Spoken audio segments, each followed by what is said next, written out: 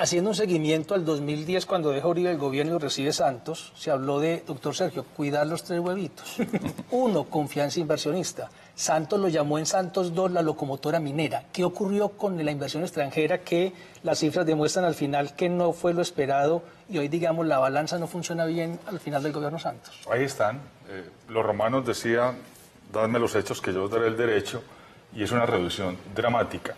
Además de que particularmente un sector tan importante como la minería, responsable desde el punto de vista social, empresarial y amigable con el medio ambiente, no ha tenido la suficiente protección y estímulos. Y por el contrario, ha sido afectada profundamente por la ilegalidad. Lo otro, la incertidumbre, precisamente en esa volatilidad de las reglas de juego, ha ahuyentado y espantado la inversión extranjera directa en ese sector real y en otros sectores de las diversas actividades económicas. Y reitero, la altísima tasa de tributación, un país absolutamente alcabalero, ahuyenta la inversión. Inclusive empresas muy importantes, de grupos muy grandes de Colombia, se han desplazado y han hecho inversiones en Chile, en Perú, en México y en Estados Unidos, donde el presidente acaba de dar una lección formidable de que sí se pueden bajar los impuestos y bajar la renta en Estados Unidos con lo controvertido que es Donald Trump del 35 al 20%.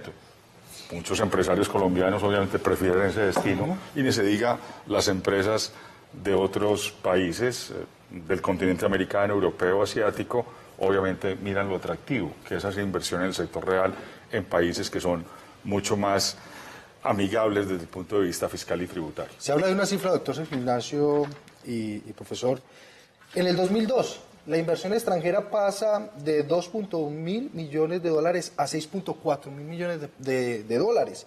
Hoy estamos hablando de una cifra muy por debajo en ese crecimiento de inversión extranjera, doctor Sergio Ignacio. Sí, ha estado por niveles de 10 mil millones de dólares, que es realmente la cifra que se tiene en este momento establecida, pero tuvimos momentos en el gobierno del presidente Uribe de 15 mil y 18 mil millones de dólares. Ahí ustedes ven la reducción dramática o ostensible que estamos padeciendo y nos hace mucha falta, porque cuando esa inversión no es para capitales golondrina o para especular aquí en los mercados de valores, es en el sector real que lo que realmente necesitamos para generar mucho más desarrollo social, desarrollo económico y por supuesto empleo, que es la necesidad más sentida del pueblo colombiano.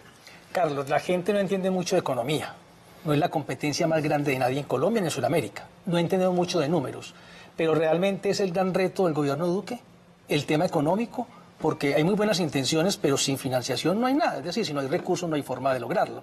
El tema económico es el gran desafío, porque el doctor Sergio dice, hombre, la inversión cayó, pero si usted cada que escucha una discusión de una licencia ambiental, por Dios, ¿quién se la medida una inversión de esas? Cada que hay una consulta en un municipio, todo el mundo dice, no inviertan acá.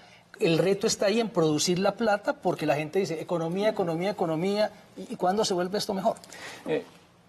Partimos del principio de que la economía es fundamental en términos sociales, porque mejora la calidad de vida de todos los habitantes de un país. Pero por supuesto que no será el único tema.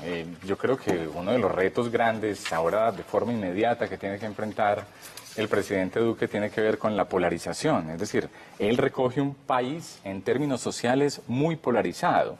Incluso creo que en El Tiempo, el día de ayer, publicó una columna donde invitaba nuevamente a la reconciliación.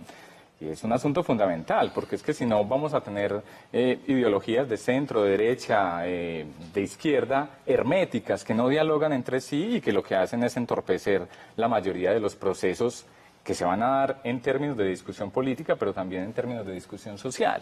Entonces, pues yo creo que la economía es fundamental, indudablemente, y ese es uno de los retos, reactivar, volver nuevamente competitivo a Colombia, pero junto con eso tendrá otros retos adicionales que tienen que ver, como estamos diciendo, pues con el asunto social y, por qué no, también con el asunto cultural, que fue un tema que este gobierno descuidó de manera flagrante, al igual que el tema de la innovación. Bueno, pero hablamos con el ministro de Hacienda saliente, Mauricio Cárdenas, y le preguntamos a él cuál es la proyección que ellos hacen frente a lo hecho en el gobierno del presidente Juan Manuel Santos. Este país avanzó en todos los frentes, en lo social, indiscutiblemente, porque bajó mucho la pobreza, bajó la desigualdad, en lo económico, porque tuvimos mucha más inversión de la que habíamos tenido en el pasado. Solamente para dar una cifra, en esta década, en lo que va corrido, cada año hemos tenido en promedio 14.000 millones de dólares de inversión extranjera. En la década pasada eran 6.000 millones. o sea, más que se duplicó la inversión extranjera, pero sobre todo mejoró la calidad de vida. Acabamos de dejar el país con una inflación del 3.1%. Eso es proteger el bolsillo de los consumidores, una inflación totalmente controlada. Y todo esto, a pesar de que a mitad de camino, en el año 2014, se nos desplomaron los precios del petróleo y se cayeron las exportaciones y se cayeron los ingresos del gobierno. En Cundinamarca. Este fue el balance de Mauricio Cárdenas de lo que se logró, pero también planteó qué le queda a Duque por resolver en los 4 años que tiene a partir de mañana. Escuchemos al ministro de nuevo. Al país todavía le falta mucho, al país todavía necesita avanzar más, pero yo diría que si uno mira estos 7 años, lo que se logró, lo que se avanzó, es muy grande, es muy positivo. El país nunca había avanzado tanto, entonces lo que uno piensa es llenémonos de energía, de entusiasmo, para que el país siga avanzando porque va por muy buen camino. Y ahora un país en paz, pues es un país que avanza más rápidamente. De manera que yo diría que nos vamos muy contentos, muy satisfechos de la tarea hecha y de los logros alcanzados.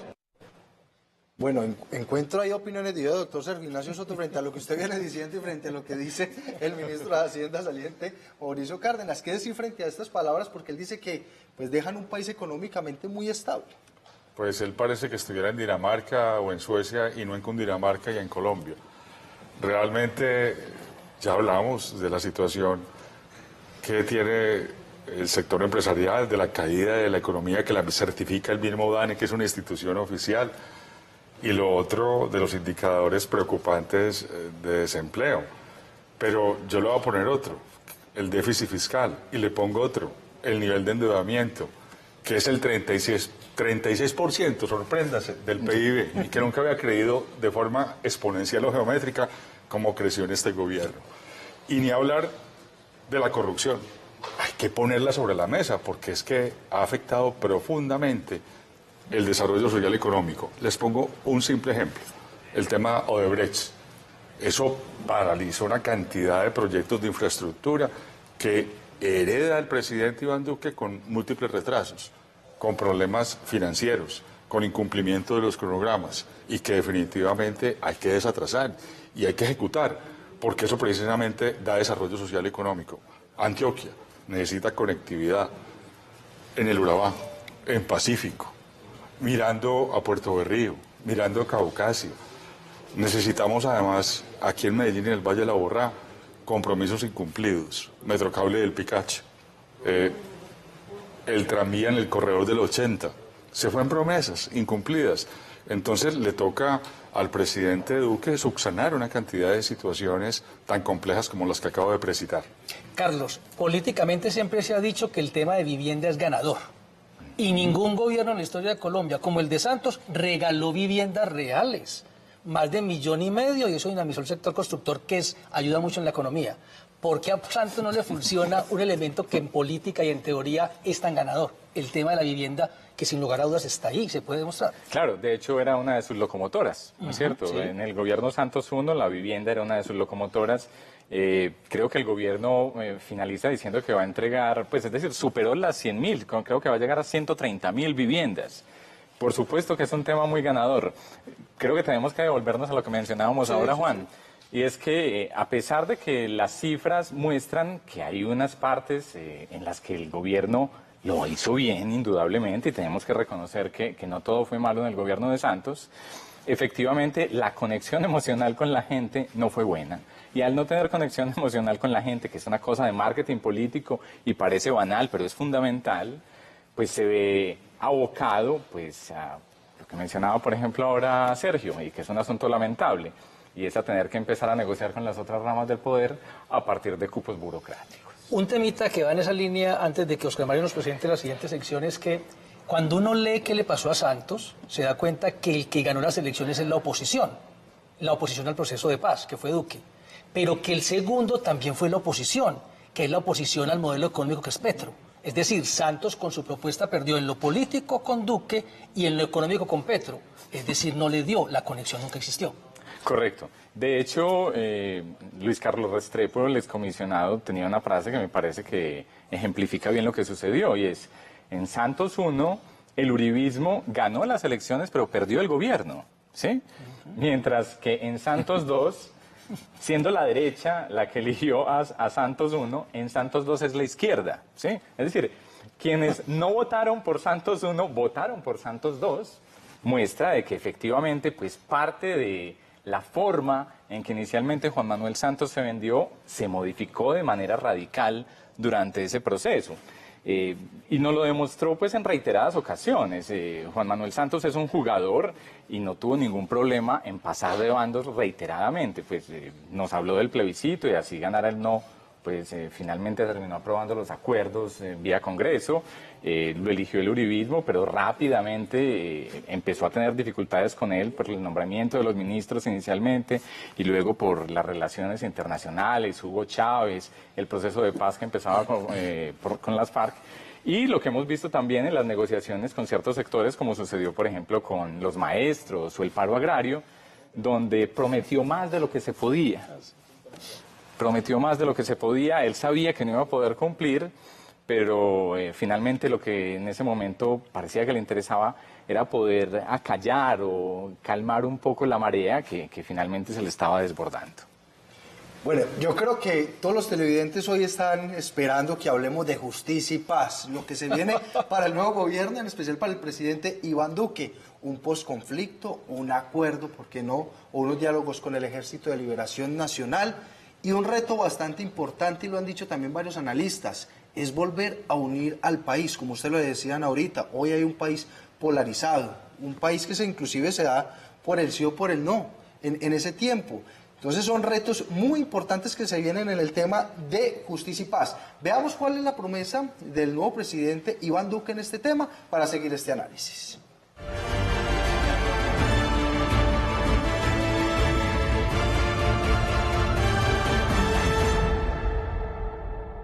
Y es que debemos, en todos los rincones del país, construir ese sueño de la seguridad de la mano con la justicia. La seguridad tiene que volver a las calles de nuestras ciudades, tiene que volver a los campos de Colombia, porque la seguridad no es violencia, la seguridad es un valor democrático que nos permite edificar una mejor sociedad donde estemos libres de miedo, y una sociedad libre de miedo es una sociedad en verdadera paz. Bueno, reto importante entonces, tranquilidad para las ciudades y para los departamentos, pero también una continuidad en el tema de paz, que inclusive fue lo más criticado para el nuevo presidente de los colombianos, Iván Duque. Muchos decían que no iba a existir esa continuidad de paz, doctor Sergio Ignacio. Pues mire, ese tema es de altísima controversia y es una paz muy forzada. Primero los colombianos dijimos no a ese plebiscito. Fue desconocido, en flagrancia. Pero igualmente, de los temas más importantes para este país es la seguridad. Sin seguridad no hay inversión posible del sector real colombiano ni del capital extranjero. Queda una situación bien compleja que quiero hacer una corta radiografía. Tema de altísima confusión y poca claridad con la negociación que se hizo con la FARC, tema de la justicia especial o la jurisdicción especial, la JEP, disidencias de la FARC, parece que crecen también de forma exponencial, problemas con el ELN, no se logró, y así digan que entregaron el 90%, eso hay que volver a comenzar de cero en un nuevo gobierno. Bandas criminales, impresionante el narcotráfico y el crecimiento de las plantas de coca, 209.000 hectáreas, y nos las tiene que certificar el gobierno norteamericano. Inseguridad ciudadana, delitos contra el patrimonio, no solo de los empresarios y comerciantes, de la comunidad, de las personas de a pie, de la calle, en sus casas. Así que realmente es un problema de una envergadura mayúscula el que tiene que atender también el presidente Iván Duque y el ministro de Defensa, el doctor Guillermo Botero, y donde realmente necesitamos acción inmediata y combatir también un tema de mucho fondo, que es la impunidad y la falta de judicializar tanto criminal de toda pelambre y toda naturaleza. Carlos, es claro al leer lo que pasó con Santos que la impopularidad pasa mucho por el acuerdo de paz con las FARC. Digámoslo, la historia nos dice en las encuestas que Pastrana, el más impopular de todo, es Pastrana, por el tema del Caguán. que le siguió Samper por el 8.000, pero que Santos está ahí con el proceso de paz. ¿Por qué se leyó tan mal un tema que en teoría suena bien, es acabar con la guerrilla más antigua? Y pareciera fue que el presidente Santos le dedicó demasiado a un tema que no era tan prioritario en función de lo que Colombia esperaba. Ahí vemos cifras del acuerdo de paz enseguida, donde nos damos cuenta que en teoría es una cosa, el resultado es otra, y que Santos perdió su popularidad de fondo por este proceso. Sí, yo creo que más allá de que sea el tema de la paz lo que le generó los problemas a Juan Manuel Santos, yo creo que hubo un reclamo de la población por cómo se veía la negociación. Cada vez que entrevistaban a los jefes guerrilleros, aparecían en una actitud por lo menos deportiva de lo que se estaba negociando. Aparecían cantando que si se iban a pedir perdón, entonces aparecían cantando quizás y cosas de ese estilo. Y entonces empiezan a advertir que se está siendo demasiado generoso en el acuerdo, el gobierno nos dice que no. Y desafortunadamente, después de que se termine de negociar, pues empiezan a aparecer escándalos como los que nos tocaron recientemente, como Santrich, que el gobierno de Estados Unidos muestra pruebas de que seguía traficando.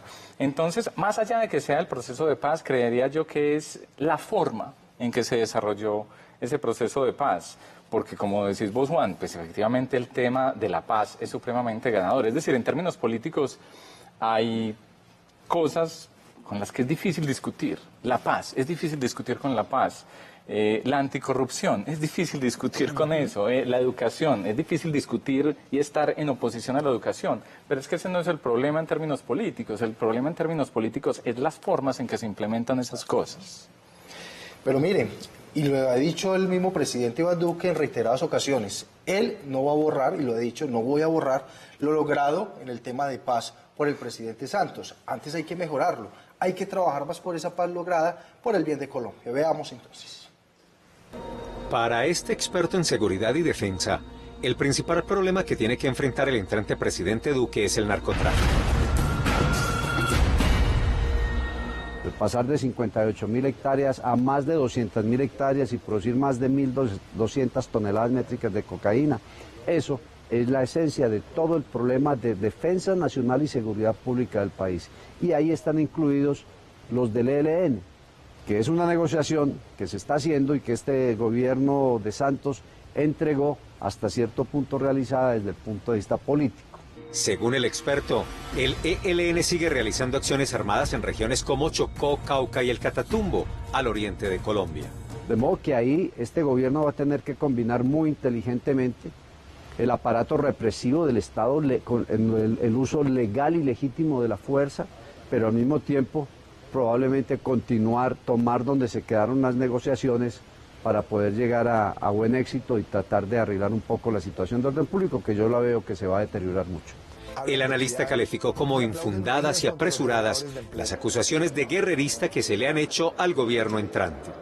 Las posiciones del candidato ahora electo presidente han sido claras, han sido enfáticas. Le ha dicho, por ejemplo, al ELN, yo necesito que usted se concentre bajo supervisión internacional, que entregue las armas y se someta para iniciar un diálogo. Pues ya va la mitad de eso, ya lo hizo este gobierno, pero falta lo más importante, la entrega de armas y el sometimiento a la justicia. Entonces hay que esperar que este gobierno muestre su carácter, que creo que va a ser un carácter combinado, va a ser un carácter de aplicación de fuerza legítima y legal con proceso de negociación. Según el analista, la comunidad internacional debe entender que en Colombia el problema no es político, sino de narcotráfico. Aparecen también aquí, doctor Sergio, una cantidad de cifras donde se ha deteriorado el tema de la seguridad urbana. Pareciera que concentrarse tanto y distraerse, entre comillas, en el tema de las FARC llevó a estos números que tenemos en las gráficas. Hurto de vehículos aumenta el 46% en los últimos 7 años, hurto a comercio 71% y cada uno creció. ¿Qué fue lo que ocurrió, lo que dejamos de hacer y por qué Duque sí podrá resolverlo cuando, por ejemplo, el alcalde y el gobernador dicen es que el sistema de justicia no sirve? Yo cojo a un ladrón 50 veces al año y 50 veces lo suelta. ¿Dónde va a estar la clave para resolver un tema que pareciera no ser solo de voluntad del ministro de Defensa, por ejemplo? Mire, Juan Carlos, para los romanos y los griegos, la ley y el valor más importante de esas grandes sociedades era la seguridad. Fueron grandes imperios en su momento y trabajaron por ella, la consolidaron. Aquí es lo mismo. La justicia y la seguridad, y esto va amarrado, Usted acaba de dar una radiografía en la cual no quiero ser reiterativo del incremento de esos delitos contra el patrimonio, que además son equivalentes en muchos casos, como el terrible delito de la extorsión, del chantaje, popularmente vacuna y boleteo, a rentas de gran tráfico de drogas. Macro. Creo que llegamos hilvanadamente a un tema muy de fondo, que es la reforma a la justicia, porque hay unos grandes déficits que también nos deja el gobierno actual, el gobierno saliente. Reforma a la justicia, reforma a la salud, reforma pensional. Pero volviendo al tema de la justicia, sí que es importante, después de este desencanto de sección, con muchos casos de corrupción, con el cartel de la toga, con los problemas de las cortes y la rama judicial, el que a eso se le ponga el pecho y de frente en una verdadera reforma estructural, en una reforma al sistema penitenciario, carcelario de este país. Creemos que estamos en mora porque es un tema de la mayor trascendencia e importancia para la tranquilidad ciudadana y, por supuesto, reitero, para el crecimiento de la actividad empresarial con capital colombiano y extranjero. Óscar, un tema importante, perdón, y Carlos, Tranquilo. el tema va por muy buena intención, todos han querido. Duque se posiciona mañana con un gabinete tecnocrático, que eso está muy bien, todos expertos en el campo donde van a trabajar, pero ninguno con contacto político. Y la reforma a la justicia es primero, el gobierno la propone y el Congreso la aprueba. Un Congreso enseñado a vivir de las dádivas, Duque ha dicho, no se las voy a dar, es una propuesta de fondo. ¿Cómo va a poder hacer la reforma a la justicia un gobierno tecnócrata que no tiene relación con los políticos y que luego que el Congreso lo logre, pasará que la justicia que ha dicho no también lo acepte? ¿Este camino de reforma será más complejo para el que no hace política como Duque? Juan, justo sobre eso hablaba Nieto ayer en una columna. Y es una de las dificultades que tendrá que enfrentar el nuevo presidente Iván Duque, claro. Un Congreso acostumbrado a lo que llamamos durante este periodo presidencial la mermelada, pues por supuesto que va a ir a pedir dádivas. Si Iván Duque cede ante eso, pues lo van a seguir chantajeando, pero si no cede, posiblemente no vaya a tener la gobernabilidad que necesita. Entonces, es una cosa que solo podremos resolver con el tiempo. Unos presidentes logran hacerlo cuando tienen altos índices de popularidad, porque a través de la presión social logran hacer que Congreso o Cortes, pues de alguna forma se involucren. Pero pues todavía no sabemos cómo le va a empezar a ir a Iván Duque. Yo creo que ahí es donde aparece de todos modos otro personaje que es interesante tener en esta ecuación, que es Álvaro Uribe. El político. Correcto. Ese sí. Correcto. Es decir, yo creo que inicialmente Iván Duque va a necesitar de la figura de Álvaro Uribe para que le ayude a arrancar con ese gobierno en términos de gobernabilidad. Ya veremos más adelante qué puede suceder, pero indudablemente el que esté Álvaro Uribe, pues es lo que nos tiene en este momento con un nuevo presidente del Centro Democrático. Profesor, pues enseguida vamos a hablar de ese tema también, de cuál va a ser ese papel del senador Álvaro Uribe en la presidencia de Iván Duque, si va a estar ahí muy cerca al presidente o si por el contrario, pues va a existir esa autonomía que ha dicho también el presidente Iván Duque que va a tener en su gobierno. Por lo pronto vamos a escuchar al presidente Juan Manuel Santos. ¿Cuál es el país que según él le deja al presidente Iván Duque?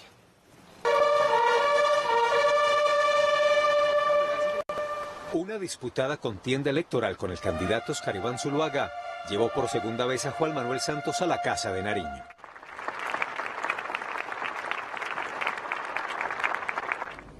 Un triunfo urgente para el mandatario, por cuanto había temor acerca de la continuidad del proceso de paz con las FARC.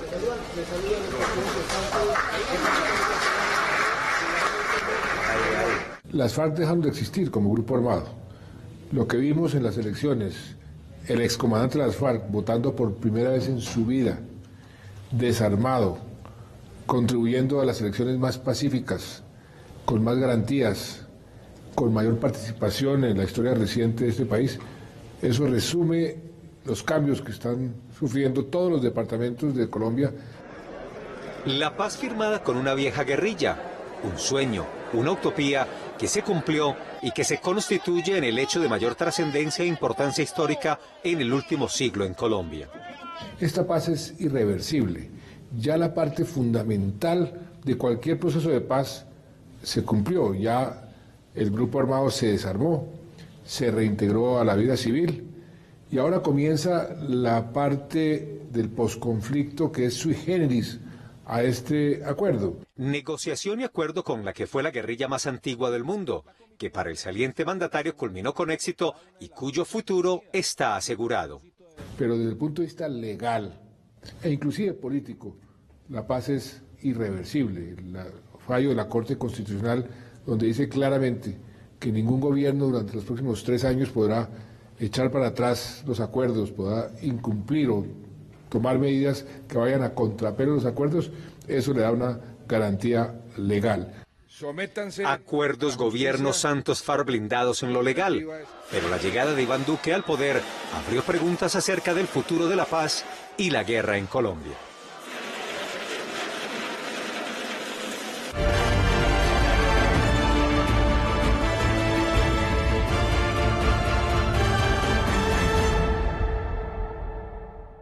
El mensaje que hoy quiero compartir con toda Colombia es que somos una Colombia en medio de nuestras diferencias. Que somos una Colombia con esa gran riqueza diversa que tenemos en el territorio. Que somos una Colombia donde no tenemos que pensar igual, pero que tenemos que concentrarnos en las cosas que nos unen y no en las cosas que nos dividen. Nosotros no vamos a despojar a nadie de los derechos que han conseguido en nuestro país. Nosotros vamos a tener siempre una actitud constructiva en el gobierno, deliberante, pero motivada por consolidar esa idea del pacto por Colombia, donde saquemos adelante esa agenda de reformas que ponga a este país a crecer, a derrotar la pobreza, a expandir la clase media, a irrigar esperanza de nuevo en cada rincón del territorio. Bueno, hoy la gran pregunta es, ¿cuál va a ser esa autonomía de Duque teniendo al senador Álvaro Uribe Vélez? Porque hay que recordar que ese ha sido uno de los planteamientos y de las dudas que han tenido muchos de los colombianos. Pero hay algo también importante en lo que decía el presidente electo Iván Duque. Yo voy a ser un gobernante para los que votaron por mí, pero también para los que no votaron por mí. Buscando lo que hablamos ahorita, esa unión de ese país polarizado, doctor Sergio Ignacio. Sí, absolutamente necesario. En eso tenemos firme esperanza y convicción en que cumpla lo prometido el doctor Iván Duque.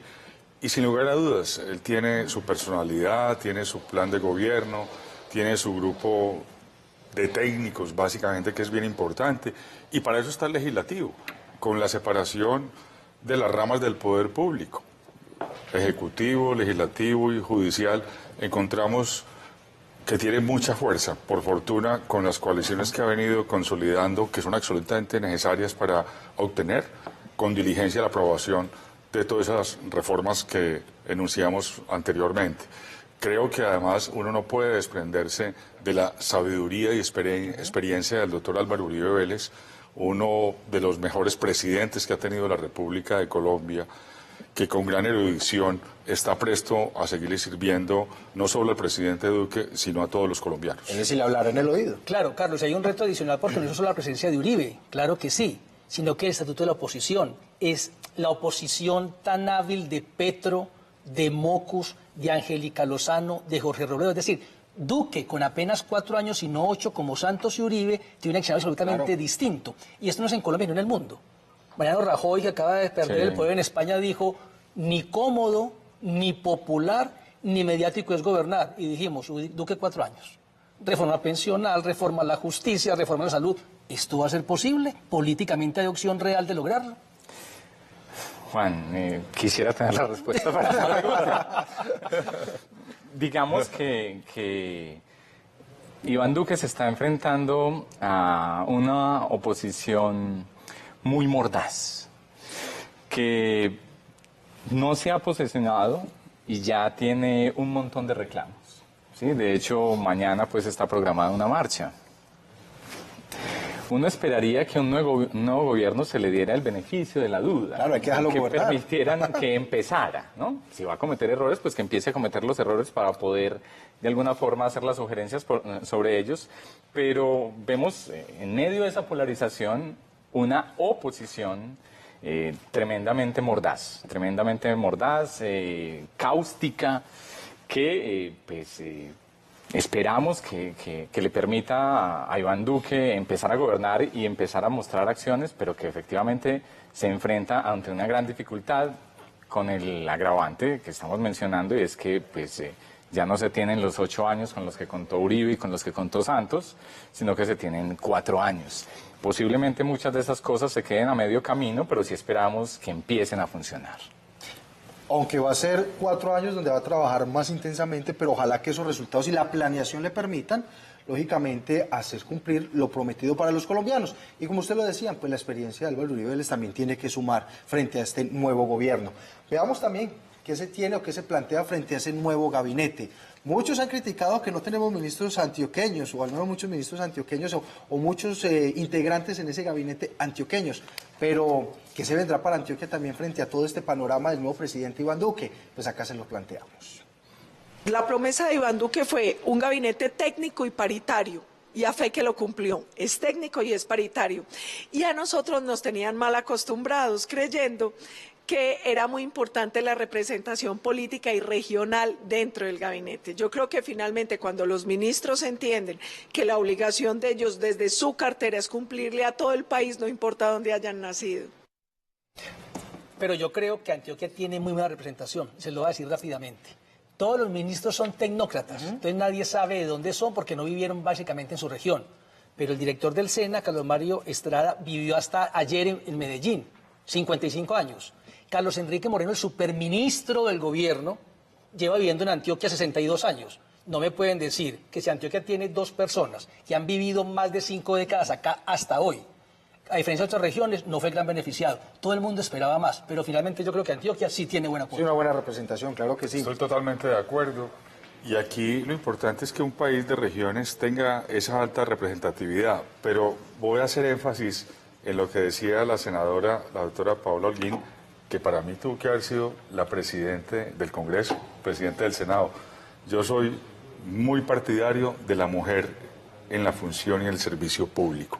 Y me encanta ese gabinete paritario y que mujeres con la mayor competencia, solvencia moral, ética pública, empezando por la señora vicepresidente Marta Lucía Ramírez, tengan un gran liderazgo en el gobierno del presidente Iván Duque. Eso es ejemplar y admirable, y estoy seguro que ellas con su probidad, honestidad y altísimas calidades harán un excelente gobierno. Bueno, nos queda un minutico, profesor, para hacer ya una conclusión de lo que se viene a partir de mañana ya con el nuevo presidente Iván Duque. Esa gran conclusión que ustedes tienen desde lo académico. Digamos que Iván Duque se enfrenta a unos retos grandes que va a tener que ir sorteando poco a poco. Esperamos que la presencia de Álvaro Uribe efectivamente funcione como experiencia y no como un ensombrecimiento de su mandato. Lo habíamos mencionado anteriormente, pues tiene que ser un gobierno que permita que haya nuevamente unidad y que le apunte nuevamente a proyectos estratégicos en los que Colombia ha estado en mora desde hace muchísimo tiempo. Seguimos siendo un país que de alguna forma se basa simplemente en sus diferencias comparativas y no en sus diferencias competitivas, que no le ha podido agregar valor a la mayoría de sus exportaciones, que no ha invertido en biotecnología y que ha invertido muy poco en innovación. Yo espero que el discurso de Iván Duque con respecto a la innovación se vuelva realidad, porque seguimos teniendo una inversión en innovación que no alcanza ni medio punto del PIB. Entonces, pues que por lo menos lleguemos al 1, porque Colombia, si en algo tiene riqueza, es en su biodiversidad, y la biotecnología, la inversión en investigación es fundamental para eso. Bueno, Juan, se nos acabó el tiempo en este análisis. Nos vamos ya a esperar mañana la posesión del nuevo presidente de los colombianos, Iván Duque, y ojalá que sea para ese desarrollo que esperan los colombianos desde los diferentes puntos de vista. Doctor César Ignacio Soto, muchas gracias. Doctor Carlos Naranjo, profesor, muchas gracias. Y Juan, muchas gracias por este informe especial. Mañana estaremos entonces también con transmisión especial desde la ciudad de Bogotá. Tenemos nuestros corresponsales allí, pendientes de lo que será entonces esta posesión del nuevo presidente de los colombianos, Iván Duque. Muchas gracias por su atención. Continúen con toda la programación de Teleantioquia TV.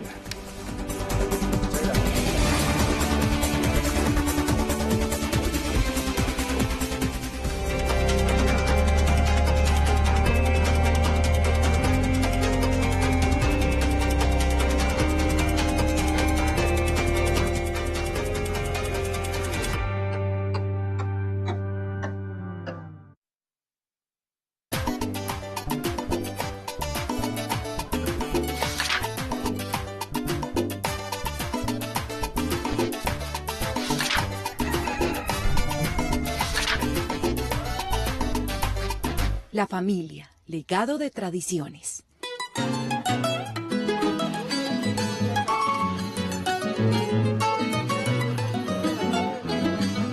Corregimiento de Santa Elena, Vereda El Placer, agosto 2, 3 de la tarde.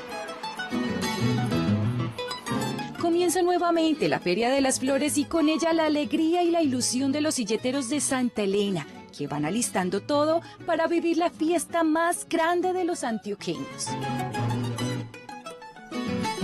Doña Blanca Londoño y don Martín Ateortúa son una pareja de abuelos silleteros residentes en la Vereda El Placer del corregimiento de Santa Elena, quienes en compañía de su hijo Martín y su nieto Sebastián participarán una vez más en el desfile de silleteros que recorrerá las calles de Medellín llenando de orgullo a todos los antioqueños. Yo empecé porque una tradición de mi papá y de mi mamá, porque cuando mi papá fue uno de los fundadores en 1957, ¿cierto? Y desde eso yo estoy elaborando las silletas, recordando a mi papá. A mí me gustaba y yo los veía que se iban para Medellín muy bueno y que desfilaban bueno.